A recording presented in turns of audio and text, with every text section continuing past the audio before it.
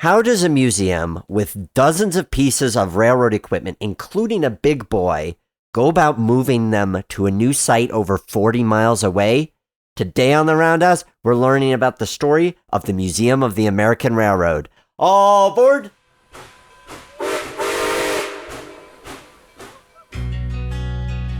In days past, the roundhouse was where the railroad worker united with the steam locomotive, each to prepare for the journey ahead. Today, it's where we examine the history, the industry, the machines, the hobby, and the passion behind railroading. News, interviews, stories, and more. So climb aboard. This is The Roundhouse. Welcome to the Roundhouse. I'm your host, Nick Ozarek, and this is episode number 146 of our Trains and Railroading podcast, where we're talking about everything in the industry and the hobby. You name it, and we discuss it. The Roundhouse podcast is a production of Streamliner Media, here to address your digital marketing and video production needs, and specializing in the freight and tourist railroad industries. If that seems like something that benefit your company, go to streamlinermedia.com. Today, we're talking to Bob LaPrelle.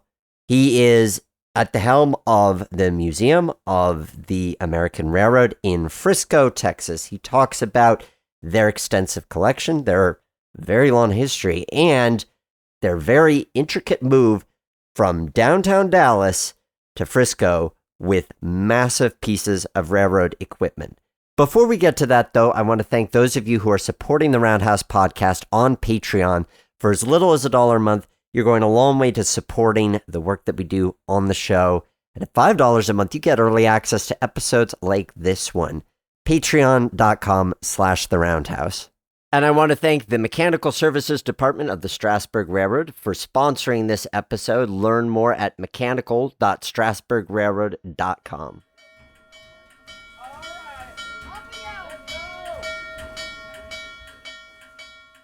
Our guest today is the president and CEO of the Museum of the American Railroad. Please welcome to the Roundhouse, Mr. Bob LaPrelle.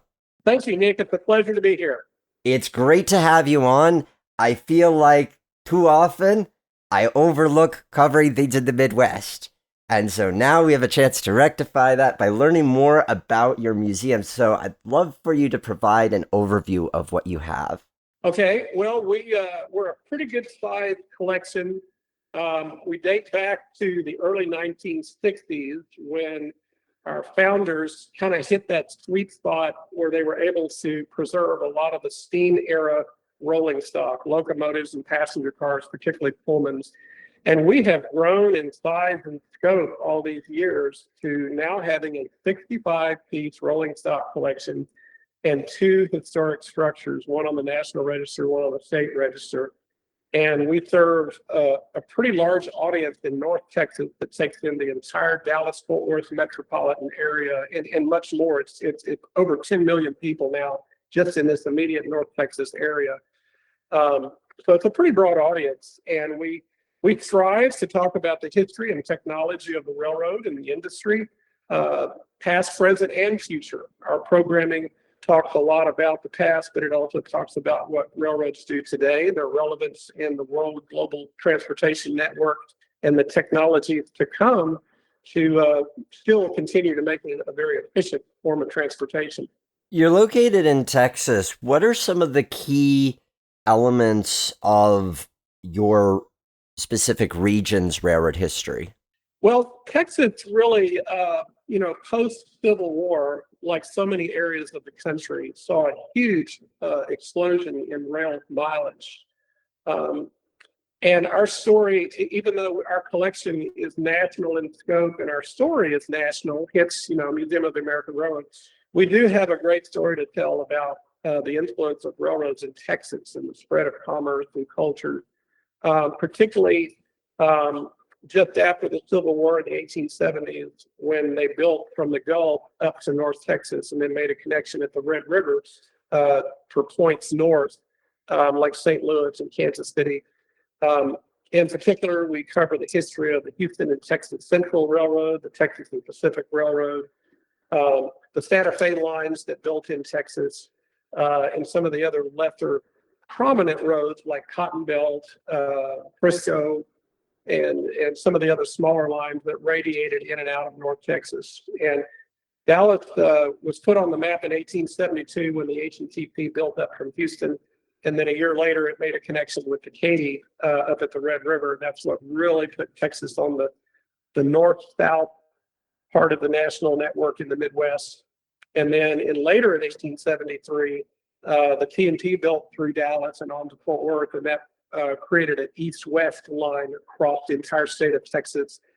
So really, Dallas found itself at the junction of the first east-west, north-south rail lines, and that's what made it the metropolis it is today. And there's a great story to tell about that, and a lot of the pieces in our collection and a lot of our interpretation talks about that rapid growth in this part of Texas. Obviously, your founders were aware of the significance of this and wanting to preserve that. What were the factors that led to the creation of the museum?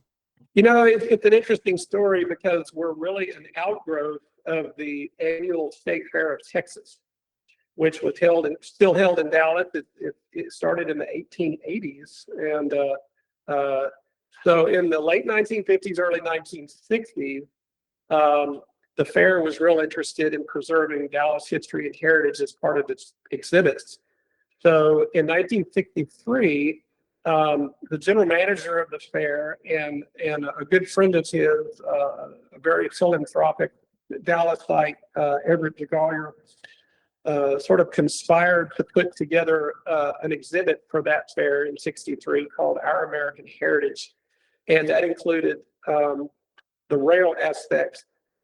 So they got together and were able to secure an old depot from downtown Dallas that was about to be demolished for highway construction and moved it to the fairgrounds in the summer of that year. And they also were successful in saving the Dallas Union Terminal number 7, which was a Baldwin 060 that had worked at Union Terminal since 1963, and it had just been recently retired. And there was already a T&P locomotive on display at the fairgrounds that was a gift of the T&P back in the 50s. And that was sort of the genesis of what started this museum all those years ago. It opened for that 1963 State Fair as the Age of Steam exhibit. And it just grew from there for about the next 10 years while those two gentlemen were still kind of making the decisions for the State Fair of Texas. And that's kind of the beginning. And again, as I had mentioned, they kind of hit the sweet spot in the early 60s to pull steam locomotives from the scrap lines. The heavyweight Pullman cars were being decommissioned and going to scrap, and they were able to amass a fantastic collection of steam era equipment as the exhibit grew in the early 60s. There was just a couple of years there where they were able to do that, and it's still sort of the core of our collection, which has grown immensely since then to enter the diesel era and the streamline era as well. Let's take a look at that collection. What are some of the notable pieces that you've acquired over the years? Well, we have the superlatives, like the 4018 big boy steam locomotives. That's really the keystone piece in our collection. That arrived in 1965, gift of Union Pacific. We have the largest diesel electric locomotive, which is sort of its more contemporary companion, the EMD DDA40X Centennial locomotive, built in '69, number 6913. And they will, here in a couple of weeks, be side by side on our new exhibit tracks that we just finished constructing. So you'll be able to stand between the two and compare the size and everything about those locomotives. It should be a really great exhibit. And we have arguably one of the most intact and original collections of Pullman built cars, heavyweight era cars in the nation, some of which are completely original inside and out. They came right out of service in the early 60s. They didn't see a third-party owner, so they were amazingly intact. We have a really good collection of early first-generation diesel-electric locomotives as well. Everything from an ALCO RSD1 to a Baldwin VO1000 to some early EMDs. We have all the manufacturers covered except Lima Hamilton. That's about the only one we don't have as far as early diesel electrics.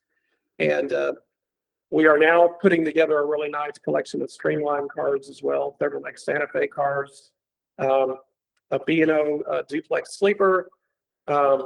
We have 3 dining cars in our collection, 1 Katy heavyweight car that ran on the Texas Special, and we have 2 lunch counter diners, one of which is undergoing restoration right now. So you name it, we probably have it. We've got a nice varied collection that spans, over 100 years of railroad history.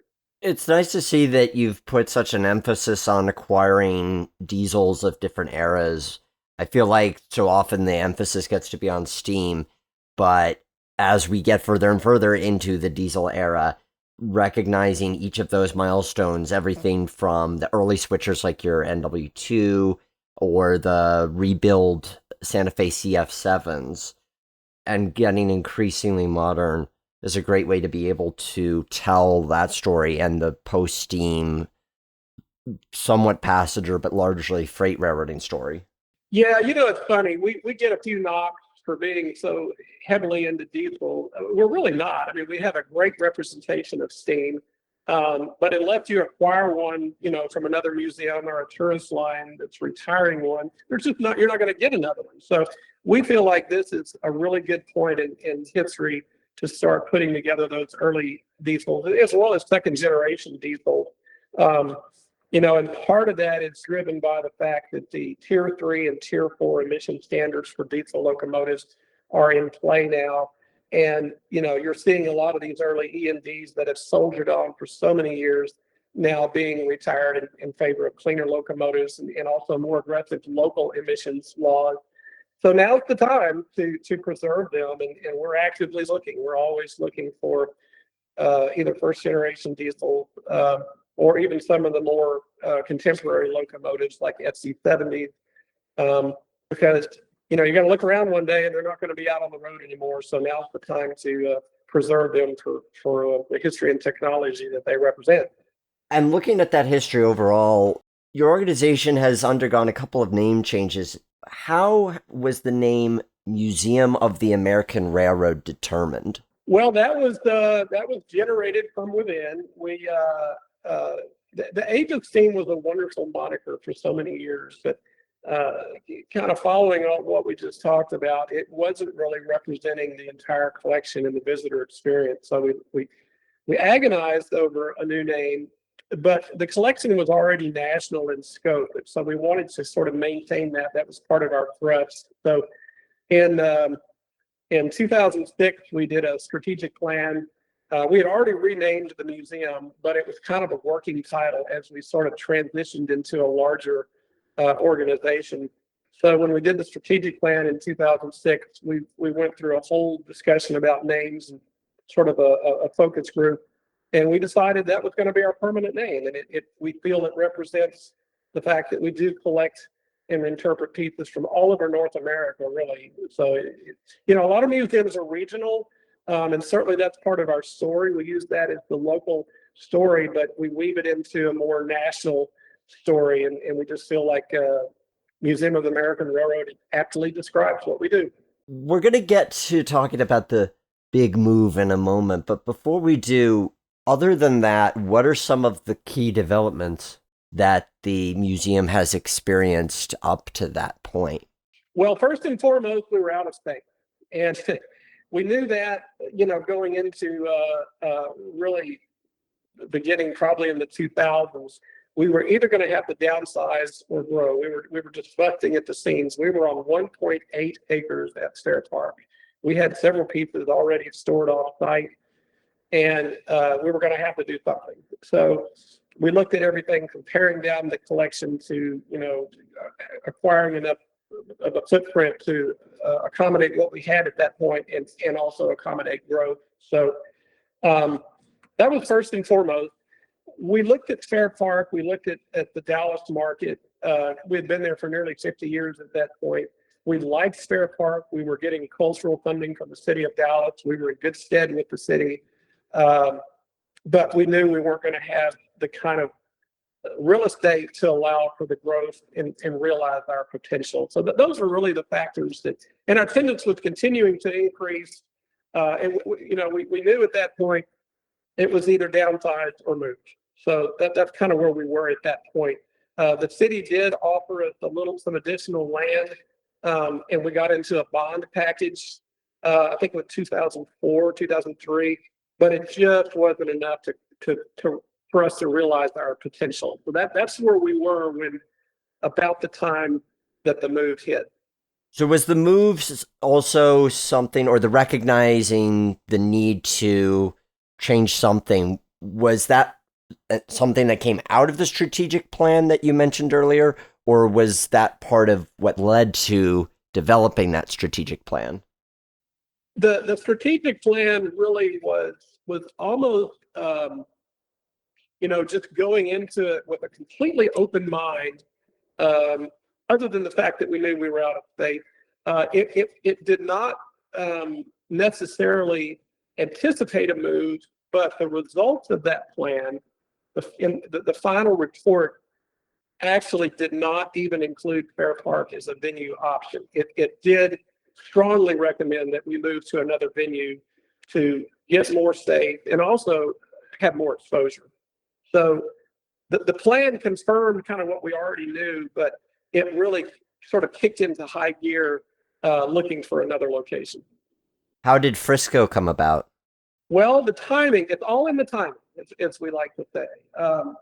When the plan was finalized and signed off by the board in the summer of, I believe, 2006, we put the executive summary online, and we were cold called by the assistant city manager or the deputy city manager of the city of Frisco about the possibility of moving up here. And they had read our visions document that we had prepared before the strategic plan, and they had also read the executive summary for the plan itself and really liked what they saw. And they were interested. They were a community north of Dallas going through rapid growth, and they really wanted to preserve their heritage. And a big part of Frisco's heritage is the railroad, the St. Louis San Francisco Railroad. So it was at their invitation that we went up there and met with city officials. They came and looked at our collection, and over about a 6-month period of discussion, we decided that was the best move for us. It was not anticipated to move to Frisco in the strategic plan, but as we checked off all the boxes on the plan, and as we had subsequent discussions with city officials, it just made perfect sense. It almost satisfied every single tenet of the strategic plan. It's a great opportunity. I'm imagining, though, at some point you're coming to this reality and kind of going, oh man, we've got to move all of this stuff. And that must have felt super daunting. How do you even go about processing that and figuring out the steps logistically for what needed to happen?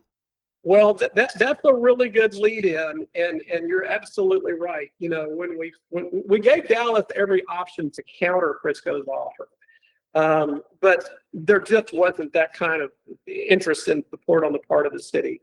And again, we had a good relationship with the city of Dallas, but once we signed on the dotted line, once we executed the development agreement and lease with the city of Frisco, I remember we were up here in City Hall, and we signed off on it. It got approved by council, and we were back at Fair Park, and we looked around at that collection. We looked at everything, and we go, "Oh my gosh, what did we just get ourselves into? How are we going to move all this stuff?" And it's kind of the old term, like eating an elephant. We just did it a little bit at a time. And once we finalized the deal, the next effort on my part was to contact BNSF, because we were going to have to run over a good part of their system in and out of Dallas. So we wrote a letter to BNSF, very much hat in hand, and said, "Hey, we've been given a great opportunity here, but it's going to require a move, most of which is going to be over your railroad. Could you please provide assistance in moving this collection?" At that time, 42 pieces of rolling stock. And some time went by, and we finally got a letter, a very positive, very supportive letter back from BNSF. They had discussed it at length internally and had assigned the project internally to someone who just ended up being absolutely fantastic to work with. And at that point, we were off to the races. And we were able to work with the other railroads like Dallas, Garland, and Northeastern, which at that time was part of Rail America, and some of the other lines. It all fell into place once BNSF supported the whole concept of moving, and it all just came together. We couldn't have done it without the cooperation and support of the railroads. And they, in the end, they were absolutely fantastic to work with. How was the move structured? Well, we worked very closely with Region 5 at the FRA. That was the other hurdle, was to say, hey, we want to do this. It's a one-time move. It involved, pieces of equipment that hadn't been out on the road, and some of which is 40 years, some of them 50 years. This is a Herculean task.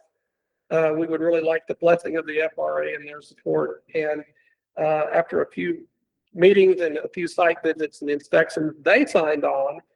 So at that point, we really felt like this was going to happen. And so what we decided to do is move the collection in manageable chunks, so to speak, like grouping the heavyweight cars together, grouping a couple of the steam locomotives together, the lightweight cars that had roller bearings and compliant brakes, they moved together. We ended up with 7 moves, 6 of which had federal waivers that were literally approved out of Washington. And I think it was Ken Ziderbean, who had been involved in the Steamtown moves years ago, who sort of oversaw the move on the FRA side of it in Washington. And then we worked very closely with Region 5 on inspections and actual approval for each move. So a lot of moving parts. And we should probably establish, what was the time frame of these moves? It took place over about 18 months. The first piece to move to Frisco was actually one of our structures. It was Tower 19, interlocking tower. And then we started assembling the trains out of Fair Park. And the whole process spanned about 18 months. And I want to say the last piece to come in was the 4018, the big boy, in August of 2013. And what is the total acreage that you have to work with now?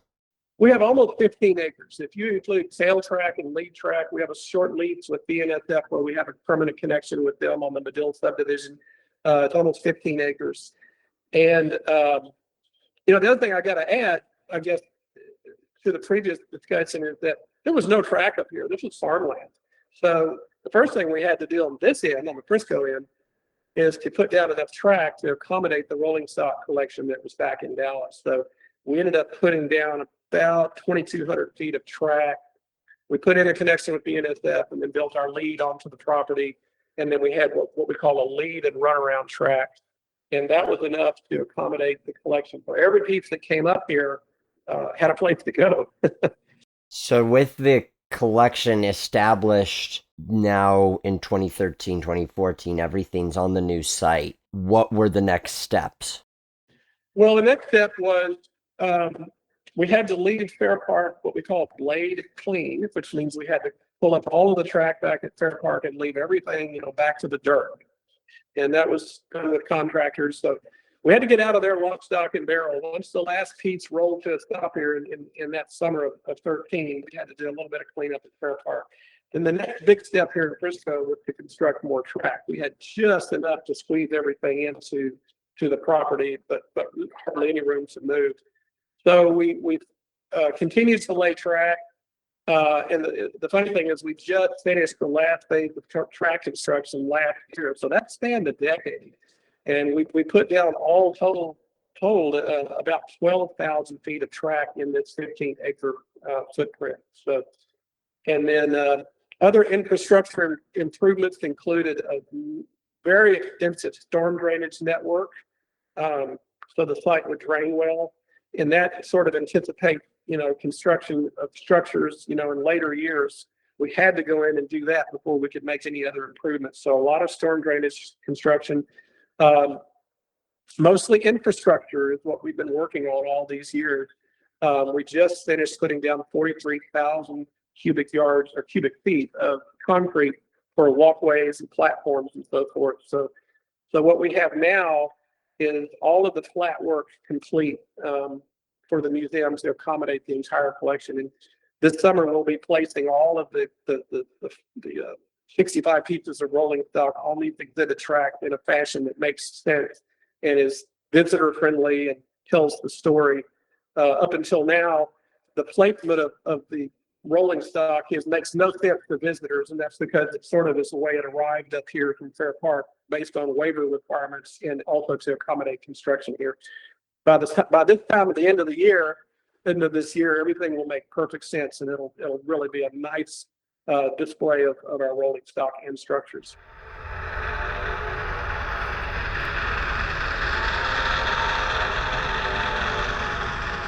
The Strasburg Railroad is an institution in the heritage railroad industry, and its mechanical services department is proud to lead the way. With the knowledge and experience that has created one of the most reliable steam railroading experiences in the country, the Strasburg Railroad is excited to offer their expertise to the rest of the industry. Strasburg's professional team provides consulting and technical assistance to take your steam locomotive or rail car project from idea to finished product. They stand behind their work and always strive to meet their customers' needs for quality, historic accuracy, and reliability at a price that is fair. Unlike many competitors, they feature a fully equipped boiler, rail car, and machine shop, so the work gets done in-house, helping you get more for your money. Send your inquiries to mechanical@strasburgrailroad.com and let the professionals get to work for you.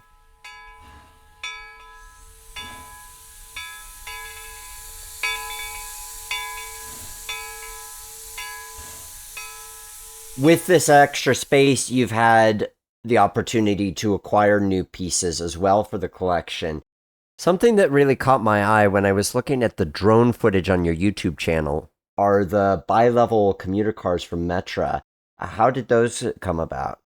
Yeah, those are interesting. Well, we sort of acquired those out of necessity since we don't have our main building constructed yet. That's in the future. We needed indoor space on site, and we've been growing our educational programs exponentially since we left Dallas. We were a big part of the Dallas school system. Now we're part of the Frisco school system and surrounding school. So we needed a place to have classrooms. So when Metra offered up these former IC electric cars that ran on the electric division, they turned out to be a perfect fit to do classroom instruction on site. So we bought 10 of them at a public offering, and they've worked out really well. We've probably used 6 of them all together at any given time, and that accommodates like almost 500 kids. They're air conditioned, and so we really acquired them out of necessity as much as anything. It was a good move for us. The price was right. We got a good price on them, and we got a lot of spare parts to go along with them. And they've kind of become a fixture here. A lot of people like them. A lot of transplants from Chicago reminisce when they see those cars. And our goal is to probably take 4 of them back into the IT scheme that they were delivered in back in the early 70s.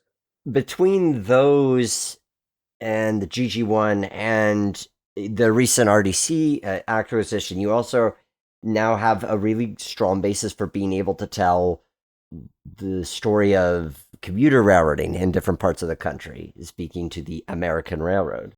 We do, and that's a big component of our interpretation is the commuter operations. We have a good relationship with DART, who very graciously donated the RDC to us. We couldn't be more excited. It's in excellent condition. It's a great addition to the collection. And as part of our programming to the 3rd grade and 7th grade students, we talk about urbanization and city planning and urban planning, and it dovetails perfectly into commuter operations, both light rail and heavy rail. And what better way to teach those subjects than to immerse those kids inside of those cars and show them what it was like to ride on Metra on the electric division, coming out of Millennium Station and going to the south suburbs, or riding an RDC on the TRE. Of course, the GG1 has got its own story. That particular one pulled Robert Kennedy's funeral train in 1968, and we have so many people say, "Why do you have a GG1 in Texas?" And as it turns out, it's the second most commented on piece in the collection, second only to Big Boy. Well, I'm not judging. I live in Virginia. I'm an hour away from the Virginia Museum of Transportation, which also has a GG1. So I'm not judging. And as a native Pennsylvanian, I'm glad to see that story told elsewhere as well. Yeah, they're amazing machines, and we love it. It's not an orphan here. In fact, it's on the paint schedule probably for next year to get repainted. That'll be fantastic to see. And speaking of the restoration projects you're undertaking, perhaps the one that's garnered the most attention is the ALCO PA-1 diesel locomotive that you are restoring into Santa Fe colors. That seems like that was a really neat opportunity to be able to repatriate that. And so I'm wondering if you can walk us through what's going on with that. Sure. Yeah, we're very excited about it. It's a long-term project. That locomotive is just short of a basket case, but it is well worth the effort, well worth the putting the resources into it. It was one of two that was repatriated from Mexico through the efforts of Bill Withune, who at that time was with the Smithsonian Transportation Collection, and Joel McCormick of 4449 Heritage out of Portland. And those two worked together to get those locomotives back to the States. And as you know, Doyle successfully restored the nickel plate engine, the other PA, which was the running mate to ours. And then the one that we ended up with was originally slated to be restored and displayed at the Smithsonian, and plans changed in large part due to Bill Withune's retirement and subsequent passing. So we had a really good relationship with Doyle. He knew we had the capability to work on that locomotive. So through his efforts, we were able to acquire it and bring it to Texas. Again, with BNSF support, we put it on a flat car and moved it down here. It was part of BNSF's heritage. So that was a great cooperative effort to acquire it. It's rough, but we're making good progress on it. We're rebuilding the cab, basically from the cab side doors forward, the entire nose and so forth. We just transplanted a roof off an FA onto this PA. That's about the only car body part that fits both locomotives. And we're in the process of rebuilding the nose and putting new side sheet on it. And we will restore it back to its former glory as Santa Fe number 59. I'm glad you mentioned the roof transplant. I actually got to see the donor locomotive many years ago when it still existed and had its roof. And so it's going to be interesting to see it being part of this. And having that inter-museum cooperation really enables you to do so much more, I imagine, by having these relationships with museums and entities around the country. Definitely. And that, we're a member of the Heritage Rail Alliance, and I'm the immediate past president of HRA. And I can't say more about the importance of all of us working together in this field. The challenges get greater and greater every single day in the world of railway preservation, and we've all got to work together to be successful. And the folks in Ohio are really to be commended for providing this cab section off that locomotive and allowing us to do this roof transplant. It would have cost us. It really was prohibitively expensive to form the new roof panels from scratch. It was just going to cost a fortune, and there was not a lot in the way of resources companies to do that. So cutting the section out of an existing cab and putting it up there, it made all the sense in the world. So that's probably the restoration getting the most attention, but what are some of the immediate projects that you and your team have been working on? Well, with 65 pieces in the collection, you can imagine that it's just a massive project. And kind of a general overview, we've spent the last decade on facilities construction and infrastructure since we moved to a completely new site, that was literally virgin farmland. So that's where a lot of our resources have been going. So it has been at the expense of putting money into the collection somewhat. But, now that we have all the infrastructure finished, now we have a long-term lease, that'll last our lifetimes, we're secure, we're not going to have to move anywhere. Now we can start concentrating on putting our resources towards maintaining the collection and restoring the collection now that all the track is finished. So we're placing priorities, on the pieces that need it the worst. Some of these old Pullmans need new window sashes, needs roof repairs because they're over 100 years old now. What we're doing is kind of prioritizing, it's like triage. We're prioritizing the pieces that need the most protection from the elements first. But we are doing some total repaints on key pieces in the collection as well, just to improve our general appearance. For example, we just finished repainting the old Dallas Union Terminal Baldwin 060. We call it the 7 spot. It's the Union Terminal number 7. Built in 23. It's spent its entire career at Dallas Union Terminal, switching cars. It's just stunning. It's beautiful. We just finished that paint job a couple of weeks ago. Right now in our shop is our Santa Fe FP45 number 107. We're matching off the striping on it right now. We're going to repaint it back into the as delivered passenger scene. We just finished shooting the yellow, the black is next, and then of course the red and the silver. It'll be stunning when it's finished. We're also looking very seriously at repainting the UP Centennial, number 6913. It hasn't been painted since we received it back in 1986. And as I mentioned earlier, the GG1. And we repainted one Pullman since we've been here. So we're starting to kind of get underway with getting back to what we need to be doing, and that's preserving the rolling stock collection. Doing all of this work must require a really diverse and skilled volunteer team. What are the types of volunteer opportunities and ways in which you develop them to be able to pull off these projects? Well, we have a pretty robust volunteer program, and it covers everything from tour guides to docents to working retail and admissions. And then when you get outside, on site to the rolling stock collection, we're always looking for just a whole lot of different crafts. We've been blessed over the years with a lot of qualified, skilled people, everybody from aircraft mechanics to welders to software engineers. Never enough. Every museum, even tourist railroads will tell you, you never have enough help out there. But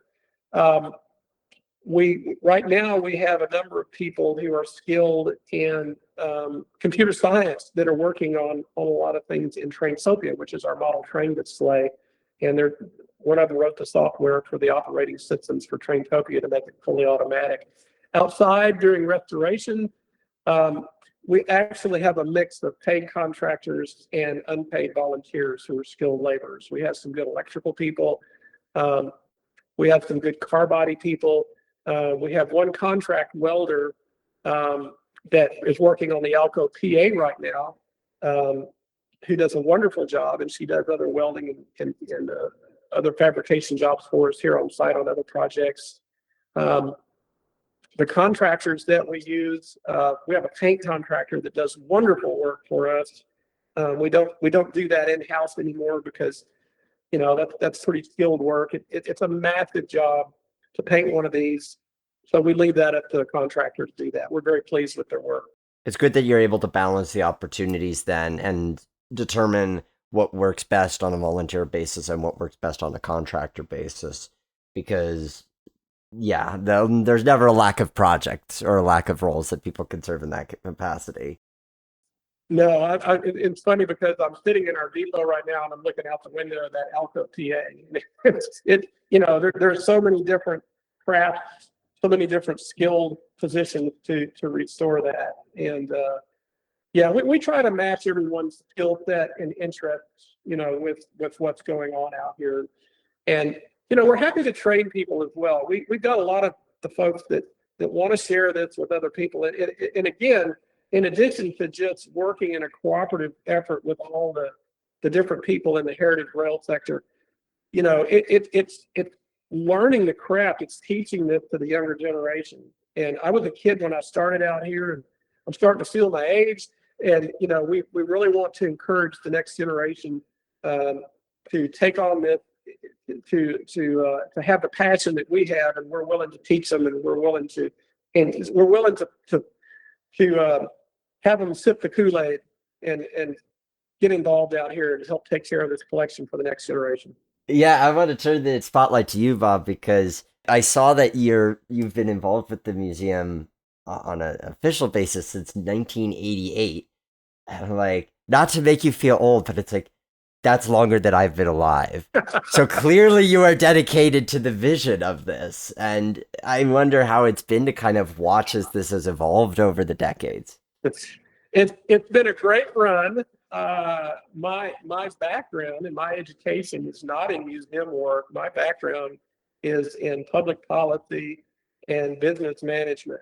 And I have a couple of technical degrees, one in engineering, one in diesel technology. And it's funny because I was on the board here for a number of years. And when this position opened up, I was in between jobs this is like back in 1988. And they asked me if I would serve in a paid capacity and be an executive director. And I said, yeah, I'll give you a year. Yeah, I'll do it. We'll try to get some management practices in place and kind of get it on a glide path to success. And here I am all these years later. And I never dreamed I would be doing this long. I enjoy it. I'll continue to do it as long as I can. And it's been a good run so far. It's had a lot of challenges. It's been, a lot of OJT as this has gone along. I've kind of grown with it. But I've really enjoyed it. I continue to enjoy it. And, I tell people that it's probably, half knowledge and half craziness. So it's been fun. I think preservation requires those elements. I think that's kind of all of us are card carrying of that to varying extents. So it's good that you have that. Thank you. I believe very strongly in the mission. I believe very strongly in historic preservation. I think that you can't look forward until you look back. And I think that it helps put our lives in context. I love transportation history. I like transatlantic steamship history. I like Great Lakes shipping history. And I get to sort of weave all that into the railroad story. So I enjoy going to work most every day.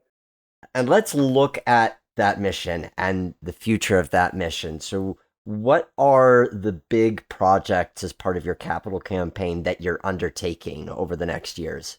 Well, now that we've completed the basic infrastructure, we want something to come out of the ground, and everybody else does too. And we're to that point. So first and foremost is to get the collection under cover. So we're going to launch a capital campaign to build the train shed. We give it a fancy name. It's called the Exhibit Pavilion. It's over 100,000 square feet, and it will cover exhibit tracks 3 through 8, and will allow us to cover almost the entire rolling stock collection as it exists today. The price tag is just a little under $10 million. We've done all the engineering and design work. I mean, everything from, where the pillars go, that's all in harmony with the track work that's been done and all of the curvatures and so forth. It's a shovel-ready project. All the engineering and design work has been done on the train shed. So that's going to be our next thrust, is to raise about $10 million to build it. And then really on the heels of that will be to build our main exhibits building, the main museum building itself, which is kind of a head house to the train shed. We're basically building a railway terminal. And that's over 100,000 square feet on 2 floors. Price tag on that is depending on how you want to embellish it and how much you want, to go into that building, is anywhere from $25 to $40 million. There's a lot of support to do it. We have a great relationship with the city of Frisco. We've worked closely with their Community Development Corporation and their Economic Development Corporation to raise matching funds for private dollars. We have a couple of foundations in North Texas that have been very supportive. And we think these next phases over time will continue to get that kind of support to build out the facilities. And all of the footprint for the future buildings, all of the utility design and engineering has been done. We have a full build-out plan for everything. I'm looking at images of the artist renditions of these buildings, and My God, they are gorgeous, especially the visitor center. So to illustrate it for those listening, just picture a very large passenger terminal with a tall clock tower and the stone archway going into the main hall with the columns on the side and a large brick building. And you'll get the feel of what these guys are after, and that is quite a vision. Yeah, we're very proud of the vision that we have, and it has carried us a long way and has inspired a lot of people. Not the least of which is the folks here at the city of Frisco. Um, we envision our main building to be something, an edifice that is complementary of the collection and the history and the heritage that it represents, particularly the era, which is the first half of the 20th century. And that's what we kind of patterned these renderings on of the future buildings. We based some of those renderings on the old Boston North Station, which was torn down in the 20s to make room for the Boston Garden. That was a magnificent structure, and it was actually built over a couple of decades. It was three separate structures that were built over like a couple of decades. So it's kind of an eclectic building, and it gave us license to do some really neat architectural things with what we proposed to build. We also have another design that we did in the last couple of years by an architect in Chicago that's based on the old Grand Central Station in Chicago on Harrison Street that was torn down about 1970. It was another magnificent building that should have never been torn down, that has a beautiful clock tower as well. So, whatever we end up building, obviously it's based on how much we can raise in the way of funds. But it's amazing what you can do with precast architectural materials these days at an affordable price. You can do some really incredible things and recreate neoclassical architecture with a lot of the modern materials at an affordable price. So that's kind of where we're leaning on the main building. It would seem to me then that a key ingredient of being able to have and carry out this vision is going to be to continue to attract people's attention with what you have now and how you're making the most of what you have now and combining that with selling this future vision. So what are some of the programs that you are providing to the general public today? We really have two main thrusts on that. One is just our general visitation as a cultural tourism destination. And then also, the second one is educational programs. We place a very high emphasis in working with the school district for educational programs and field trips, otherwise called study trips. And the school district here in Frisco, for people who are not familiar with Frisco, this is a huge city in and of itself. It's a suburb of Dallas, but it's its own city. Frisco is approaching 250,000 in population. It has an enrollment in its school district of over 70,000 students. There are 43 elementary schools, 17 middle schools, and 11 high schools, to give you an idea of how big their school system is. And then you have all the surrounding school districts like Plano and McKinney and Little Elm. So that's a big part of our public programming and will continue to be. Right now, we serve every Frisco third grader, seventh grader, and some high school kids through advanced programs like our ethnic studies program. So we'll continue to grow that. The main thing we try to do as an attraction is be relevant and not be so esoteric. We want to attract a very large audience. So people come here just to have a good family experience. I mean, they're coming to see the trains, yes, but they're also having a good family experience. And we want this to be a place where people can gather and be a community center, a community gathering place. All of our buildings will be able to host events, major events, everything from weddings to corporate gatherings. We do a lot of location shoots here. We just met a gentleman this morning about doing a location shoot for a commercial for a major automobile manufacturer. So it's very much a community destination where we do a lot more than just run a railroad museum. My last question for you today, Bob, is at the end of the day, when you're reflecting on how far the museum has come and all the work that's going on. What are you most grateful for with what you get to do? Oh boy. Um, I guess I'm grateful for being able to do something that I love. As I mentioned earlier, I enjoy coming to work almost every day. It's challenging. Working for a nonprofit is not easy. You're always waiting for the other shoe to drop. Nonprofit work is not for everyone because you always got budget challenges. You've always got capital campaigns. You've always got your hand out. But we have been very fortunate. I have been very fortunate to have great people around me and great support, through the city. The city of Dallas all those years was great. It was wonderful. The city of Frisco is fantastic. And the foundations and individuals and corporate support like BNSF have just been fantastic. And we try to make stakeholders out of everyone, not just take their funds. We try to engage them. We report back to them periodically on our successes and our failures. And we try to make them stakeholders so they feel gratified to see when their funds have been well spent. And I think they have. We've got a great future ahead of us.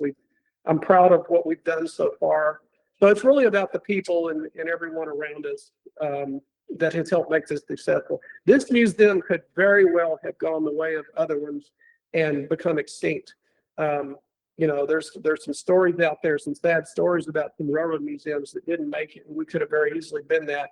But I think our leadership, our board, and the community has really supported the successes that we've had and will continue to have. It's a very exciting future. Their website is historictrains.org, where you can see some of the visions of what they have for the future. You can learn more about the collection, get your tickets to do one of their rail yard tours.